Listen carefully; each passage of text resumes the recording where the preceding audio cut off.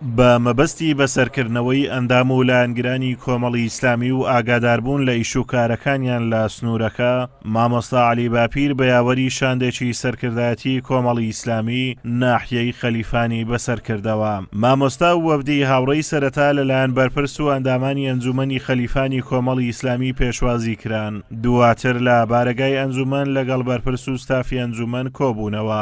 لە کۆبوونەوەکەدا مامۆستا عەلی باپیر چەند ڕێنمایی و ڕاستپاردەیەکی پێویستی ئاراستەی ئامادەبووان کرد لە پێناو بەرەو پێشبردننی کار و پرۆژەی ئیسلامی و ئەجێندای سیاسی کۆمەڵی ئیسلامی لە سنوورەکە. هاوکات بەرپرسی ئەنجومەن سوپاسی مامۆستا عەلی باپیر و شاندی یاوەری کرد و سەرنج و تێبینی خۆشی بە مەبەستی برەودانی زیاتر بە کار و چالاکیەکانیان خستە ڕوو. دواتریش هەر لە چوارچێوەی سەردانەکەی بۆ خەلیفان کۆڕێکی جەماوەری لەلایەن ئەنجومەنی خەلیفانی کۆمەڵی ئیسلامی بۆ مامۆستا عەلی باپیر ساز کرا. تیایدا ژمارەیەکی بەرساو لە مامۆستایانی ئاینی شارەدەی خەلیفان و خەڵکی ناوچەکە ئامادەبوون. لە بەشێکی وتارەکەیدا مامۆستا عەلی باپیر تیشتی خستە سەر ڕۆڵ و پێگەی زانایانی ئیسلامی لە ئاراستەکردنی کۆمەڵگە و ڕێگری لە هەر پیلانێک کە دژی دین و ژینی میلەتەکەمان بگێردرێت. دەبێ وریابن لە شوێن کەوتنی حیزبە عەلمانیەکان، ئەو حیزبانەی کە غەیری قورئان و سونەت بەرنامەیانە، نابێ شوێن وان بکەون. باشە تۆ لەگەڵ لایەنێکی ئیسلامیدا نیمە بەقەی ناکە لە باڵ خۆت بە باشە، بەڵام نابێ ببێ پاشکوی حیزبێک کە بڕای بە بەرنامەکەی تۆ نییە. وەکو من زۆر جار گوتومە هەندێک حیزبی عەلمانی مامۆستا دێنێ دەیباتە سەرەوەی مەجلیسێ بڵێ کاکی خۆ لەبەر چی ڕێز لە من دەگری؟ لەبەر شەخسی خۆمە؟ نەخێر نەخێر لەبەرەوەی کە تۆ مامۆستای. باشە جا من مامۆستام بەهۆی ئەو قورئان و سونەتەوە مامۆستام، ئەمن ئەو قورئان و سونەتە خزمەت دەکەم بۆیە خەڵک پێش خۆیان خستوم. ئەگە تۆ لەبەر قورئان و سونەت ڕێز لە من دەگری، دەڕێز لە قورئان و سونەتەکە بگرە. ڕێز لە من مەگرە کەڵاوم لەسەر بنێی قورئانەکەشم وێڵ بکەی. ئەگەر ڕاست دەکەی بۆیە ڕێزم لێ دەگری لەبەر دینە و لەبەر ئیسلامەتی و لەبەر ئەو عیلمە شەرعیە دەباشە ڕێز لە عیلمە شەرعەکە بگرە. ئەو جا ڕێزە من بگرە. ئەمن خۆم خزمەتکاری قورئان و سونەتم. دەی مامۆستا ئاوا بڵێ.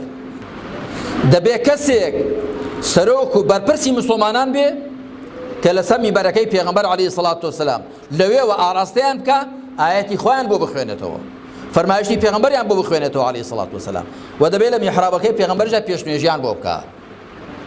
ئەمما بابایەکی نوێژنەکەری چاونەشۆر ئەگەر خەڵک هۆشیار و وریابێ ڕازی نابن پێشیان کەوێ و کاروباری دنیان بۆ هەڵسوڕێنێ. کاروباری دنیای مسلمانان دەبێ بە هەوێنی قورئان و سونەت و بە هەوێنی وحی و شەریعەتی خوا هەڵسوڕێندرێ، ئەگەنا شەرعیەتی نەڕەوایەتی نییە. بەڵام چ لە وەزعی مسلمانان دەکەی کە بەو شێوەیان لێهاتووە کە دەیبینی. هەر لەو کۆڕەدا مامۆستا عەلی باپیر دووپاتی نەفسیەتی بەرزی زانایانی ئیسلامی کردەوە. وتیشی نابێت مامۆستایانی ئاینی خۆیان بە هیچ شتێک بگۆڕنەوە، بەو پێی ئەوان میراتگەری پەیامبەرانن. صفەتێکی دیکەی زۆر پێویست بۆ ئەهلی مینبەر و میحراب بریتێ لە مەبدەئی بوون و خۆراگربوون. مەبدەئی بێ، ئەو پرانسیپ و مەبدەئانەی کە لە پەیامی خوا وەریگرتوون لە قورئان و سونەت بە هیچ شتێکیان نەگۆڕێتەوە. ئەسڵەن ئەمن زۆر پێم حەیفە حیزبێک کە بەرنامەکەی غەیری قورئان و سونەتە تەماع لە مەلایەکی بکە، زۆر حەیفە. مەلایەکە لەسەر مینبەری پێغەمبەر دەوەستێ عەلەیهی سەڵات وسەلام، لە میحرابەکەیدا دەوەستێ حیزبێک کە بڕای بە قورئان و سونەت و بڕای بە مینبەر و میحراب و بەو کەسەشنێک کە مینبەر و میحرابی داناوە کە پێغەمبەرە تەماعی تێ بکە، بیکڕێ. ئەهلی مینبەر و میحراب دەبێ خۆ بپارێزن لە شوێنکەوتنی ئارەزووی حوکمڕانان.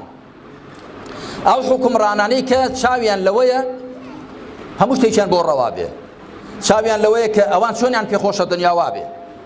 جێگەی ئاماژەیە ئەم بەسەرکردنەوەی ئەمیری کۆمەڵی ئیسلامی و وەفدی یاوەری مای ستایشی ئامادەبوانی کۆڕە جەماوەریەکە بوو کە لە مامۆستایانی ئاینی و بەشێک لە هاوڵاتیانی سنووری ناحیەی خەلیفان پێک هاتبوو. ئازادۆمەراوەی کەناڵی ئاسمانی پەیام، ناحیەی خەلیفان.